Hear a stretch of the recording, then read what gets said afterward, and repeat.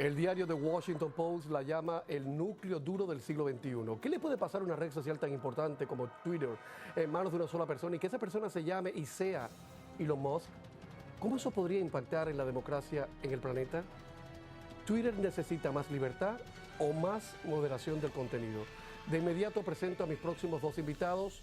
Julio López, consultor internacional de empresas sobre procesos y seguridad, y Juan Carlos Pedreira, experto en temas digital y socio de SBH Digital. Bienvenidos, buenas noches para ambos. Buenas noches. Julio, empiezo contigo. Cuando Elon Musk dijo que la convertiría en la plaza digital del pueblo, porque la libertad de expresión, ejercimiento de una democracia funcional, hablando de Twitter, yo me pregunto, ¿de qué libertad de expresión está hablando Elon Musk? ¿De qué expresión y de qué libertad? La libertad de estar equivocado.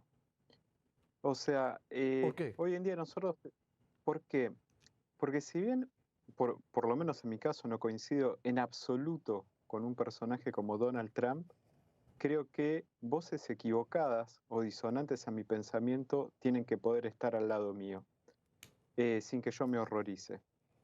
Siempre y cuando lo que haga esa persona esté dentro del marco de la ley. Y quizás Twitter no es un tribunal para tener que hacer que esas leyes funcionen.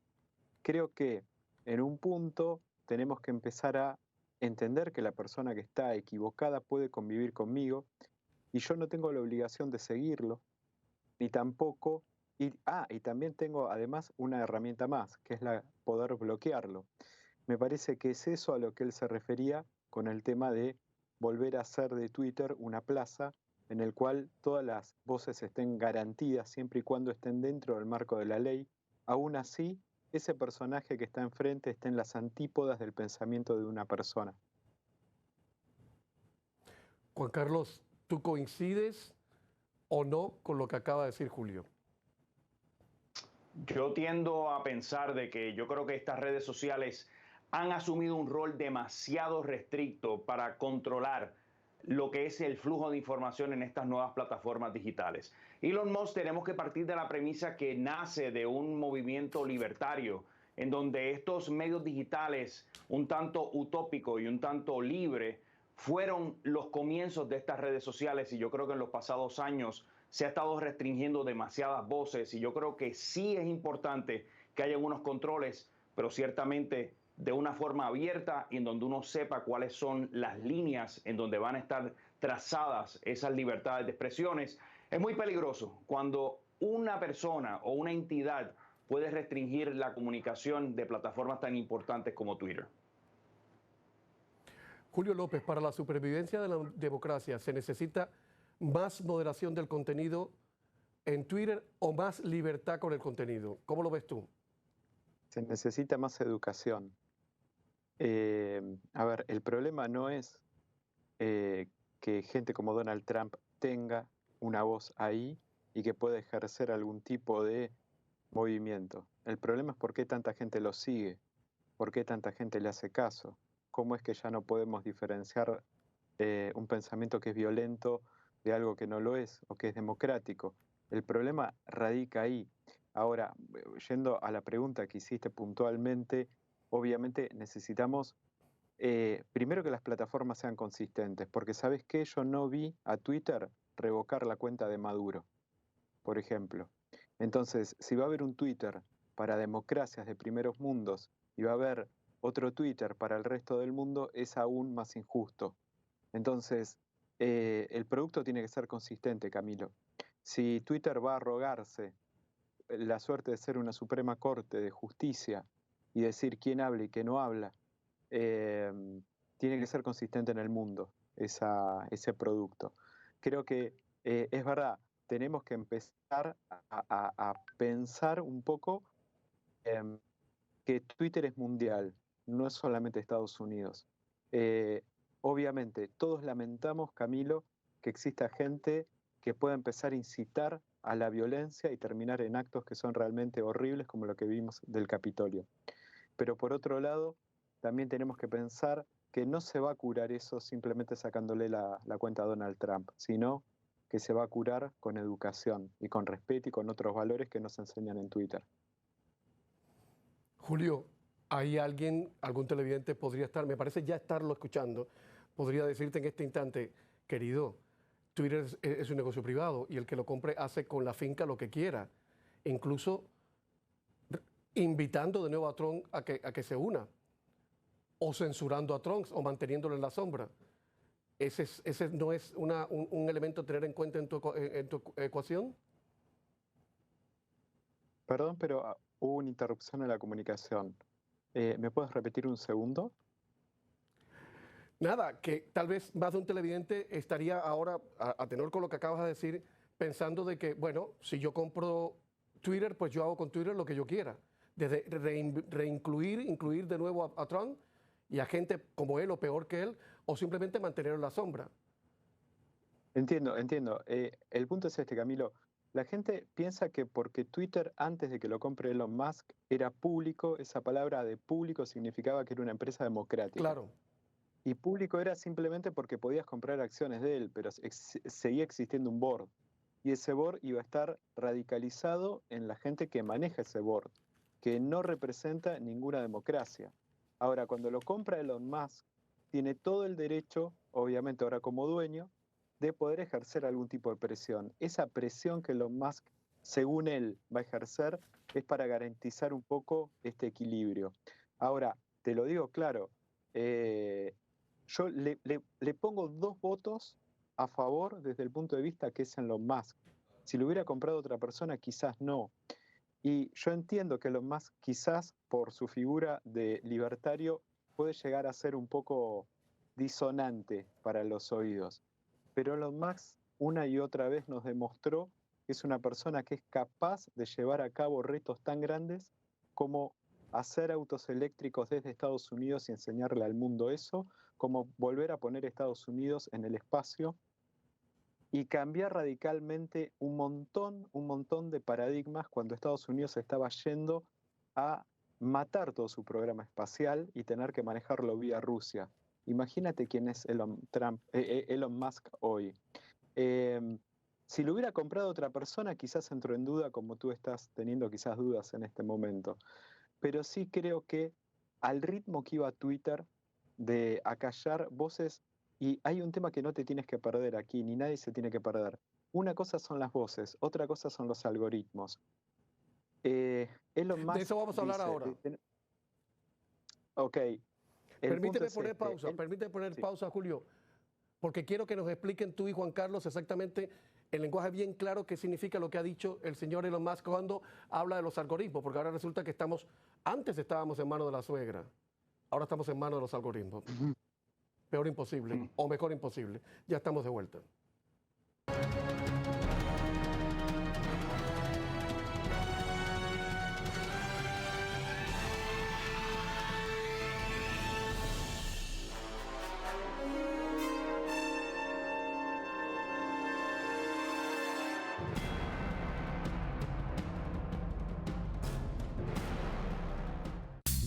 ¿Intolerante a los lácteos? Tranquilo, toma 2 cápsulas de Lactodigestamen y a disfrutar del banquete, porque el ingrediente activo del Lactodigestamen contribuye a mejorar la digestión de los lácteos, olvidándote de esos molestos síntomas. Vuelve a disfrutar de los sabores de los lácteos con Lactodigestamen.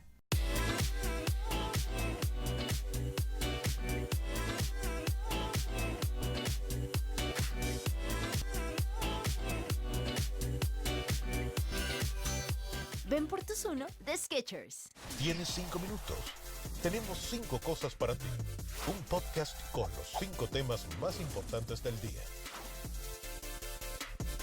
El sábado. La violencia en las cárceles, en las calles. ¿Quién es el responsable de todo esto? El enemigo no es un político u otro. El enemigo son los violentos. Cara a cara con Guillermo Lazo. El sábado en CNN. El mundo del TikTok.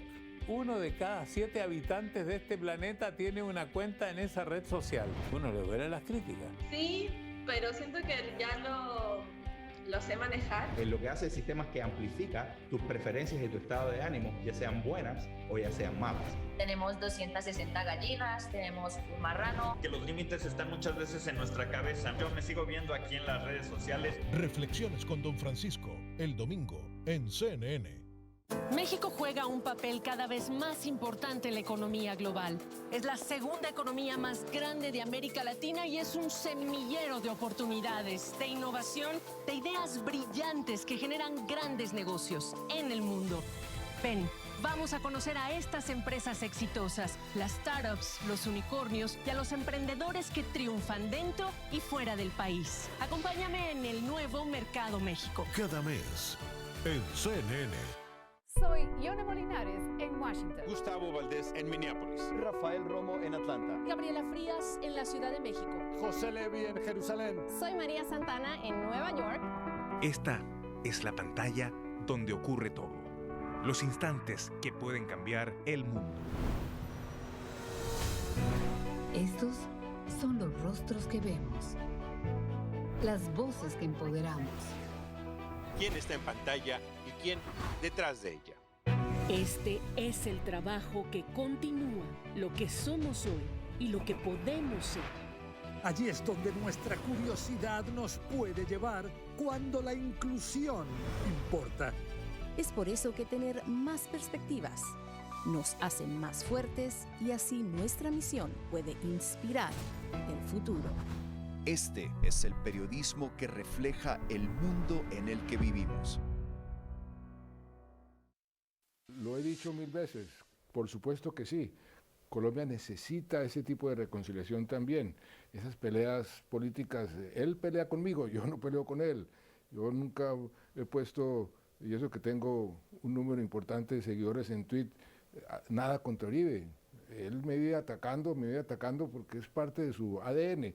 Pero yo no le respondo y por supuesto que me sentaría con él a tomarme un tinto y hacer algún tipo de acuerdo político para beneficio del país. Lo haría gustoso.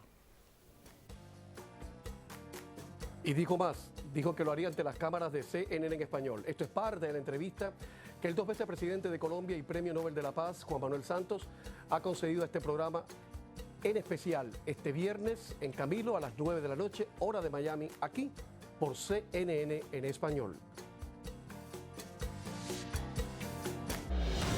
Soy Juan Carlos López, bienvenidos a Choque de Opiniones.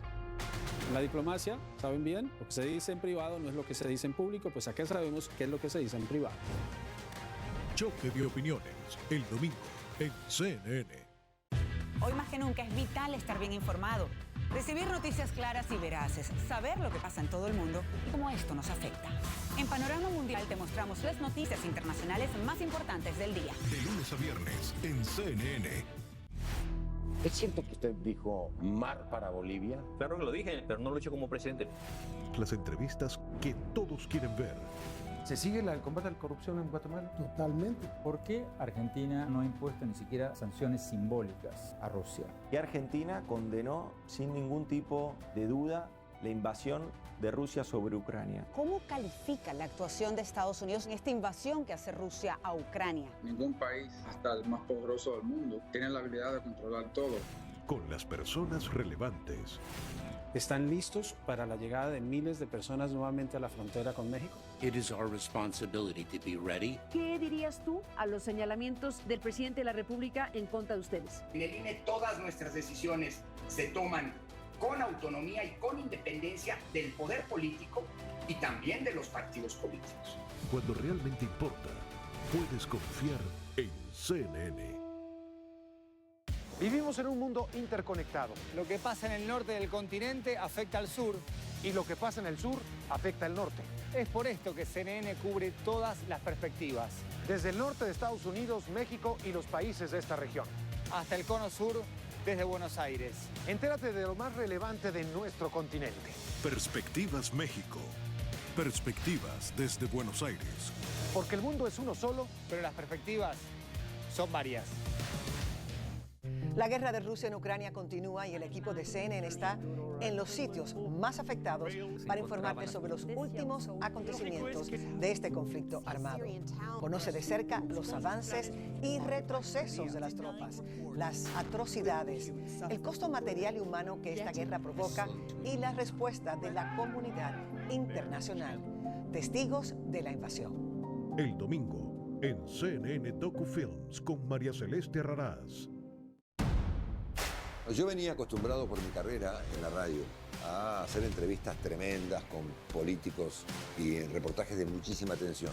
Pero una de las cosas más geniales que me pasó en CNN es que descubrí el valor de la emoción. El más grande de la radio argentina se une al gran equipo de CNN Radio. Para mí es un placer y también un honor estar con ustedes.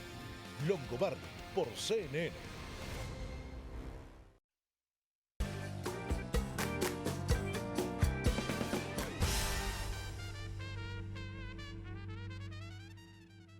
Otra opinión, que en este programa no nos gustan los monólogos, otra opinión a tener en cuenta, la del senador ultraconservador y ultratrompista Ted Cruz, que dice, si la izquierda piensa que tiene razón, ¿por qué está tan atemorizada del libre discurso de Twitter?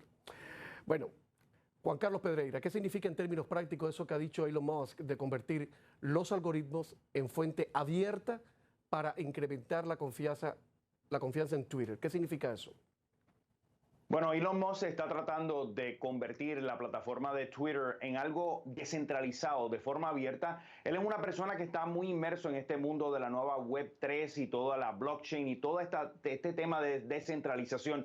Y yo creo que muchas de estas empresas de tecnología en los pasados años se han ido a otro extremo. Y en muchos casos, tal vez la regulación de ese contenido es importante. El asunto que a mí me preocupa es que no existe un mecanismo de revisión a la hora de que se le cierra una cuenta a alguien, se le restringe el contenido. Y yo creo que es importante encontrar esa línea mediana, ese centro en donde opiniones de ambos lados, no importa lo difícil que sea escuchar esa opinión, tenga su espacio. Yo creo que es importante que Elon Musk trate de volver a ese centro que las redes sociales se han ido un tanto fuera de control.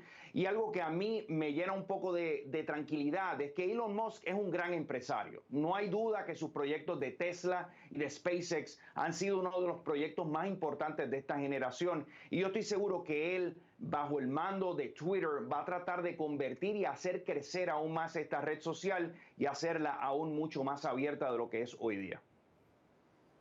Oye, Juan Carlos, ¿y crees tú que con Elon Musk al frente de Twitter desaparecerá el peligro, por ejemplo, de las grandes granjas de bots que lo que hacen es contaminar las redes sociales?